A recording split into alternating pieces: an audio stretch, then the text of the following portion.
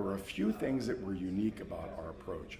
First was that we would sit down regularly here in Washington with the owner of one of the implementing, or the senior manager of one of the implementing firms, and have very results-oriented reviews every week here in town about results, not modalities, not outputs, results. And then that firm had home office visits to the project every month that also focused exclusively on results. So we were managing only to results without a care about the modality or the output. And the fact that we had senior management of an implementing firm going to the host country every month and sitting down with both their staff and stakeholders and surveying what was working, what was not, really made a lot of difference. I think that one of the defining characteristics of the project is that every person on the staff, I mean from the drivers on up to the chief of party, everybody on each component knew that the only outcome we were aiming toward was jobs. So there was a whole education sector component, and they knew that jobs was the only outcome that really counted. We had a finance sector component, an enabling environment component. Everybody knew that creating and filling jobs was all that mattered. So you had an entire diverse team and all their stakeholders unified around one outcome, which is jobs. And we just improvised and granted each other freedom to fail until we found a way that really worked. We would have had no ability to achieve these results if we hadn't had the ability to adapt, because I can tell you as COR that I came into this with a complete list of preconceptions that were all proved to be wrong. I know myself well enough to not trust too many of my beliefs. So I was willing to give up on my theories of how change would happen.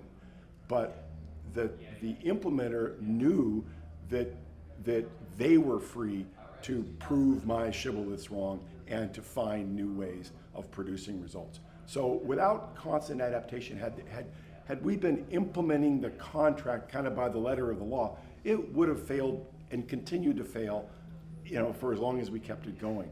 But we abandoned approach after approach until we found ways that succeeded.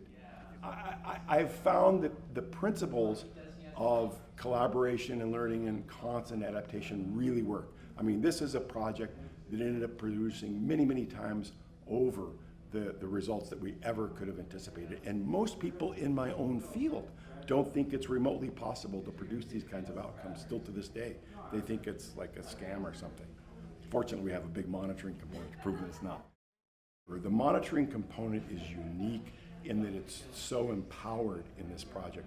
We needed to have serious professionals at the helm of the project running an integrated monitoring approach in order to extract learning from all the lessons we were getting, all the failures we were generating.